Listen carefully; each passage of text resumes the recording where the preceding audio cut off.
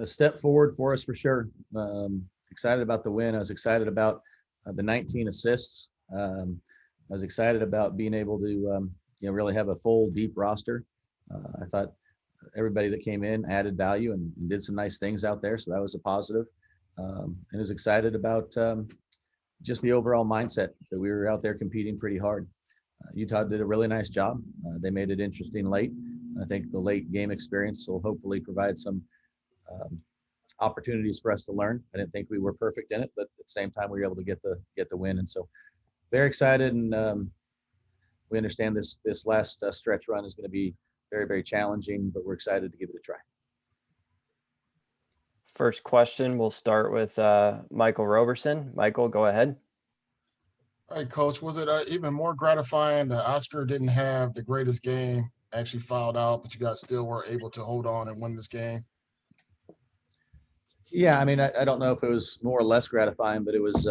It's important for us to understand that we have lots of good players, and we want to play through Oscar, and we want to make sure that we put him in position to be successful. But Oscar needs to make sure he doesn't turn the basketball over. He needs to be a little bit more efficient. So it was not his best game, but it's also something we understand we're going to continue to go through him.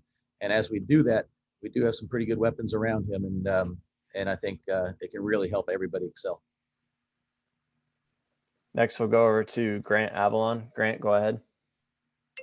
Utah was able to get off to a hot start offensively, and then you kind of brought in Bryce and Dejan, and over the last 10 minutes they only scored 5 points in the first half.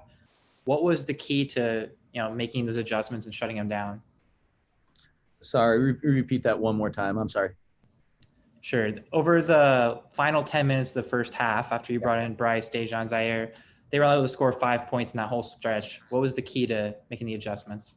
Yeah, I mean, I've said a million times, that Bryce, Dejan, especially Spencer, we think we have some really good perimeter defenders, and the activity, the length, the experience, all those things, I think, contribute to that. But we really hang our hat on the defensive end, and having Bryce out there playing the minutes, and having Dejan, Zaire, Spencer, we feel like we have some depth on the perimeter and some really good athletes and understand the game and compete hard. Can you talk about just, the overall impact that having Dejan back out there means to the team, even, maybe in ways that aren't quite as obvious? Well, in college basketball right now, it's very rare to have a fourth-year senior.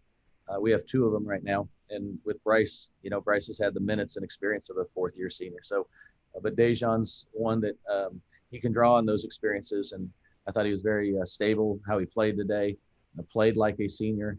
And if we can have that and sustain that going down the stretch here, I think it'll prove to be very, very valuable. But I thought he was good in a lot of different ways, provided leadership, good assist turnover ratio, and made the simple play over and over. But I thought he was certainly a spark for our team today. And then one thing that's, occurred since you've had them out for so long is that other guys are able to step into different roles. And as you reincorporate it, just how important is that guys like Michael and Lucas have been able to play different roles with guys out? Yeah, I think, I'm not going to spend a ton of time with our team talking about roles. We know we want to play through Oscar. We understand that Zaire is extremely talented. We understand we have Bryce, who's really gifted, and, Dejan, Jaden. We have Spencer, I think was 5 of 9 from three-point line today.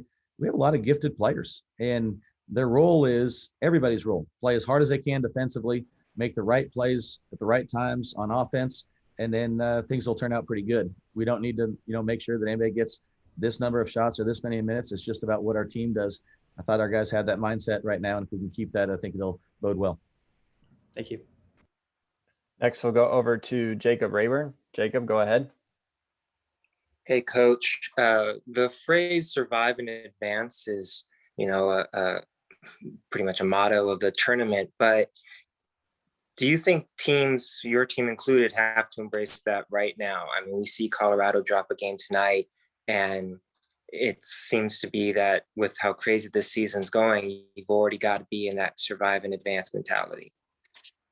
Yeah, for sure. To be honest with you, I pretty much have that every day from November. So it's For me, the stress is there all the time. But I think the guys do have urgency with what's going on right now. I don't think there's any need to add pressure, add anything to what we're doing. We just need to try and execute the game plan. And I think that's going to be good enough and it'll put us in a good spot. But is there urgency? Is there a survive and advance mentality?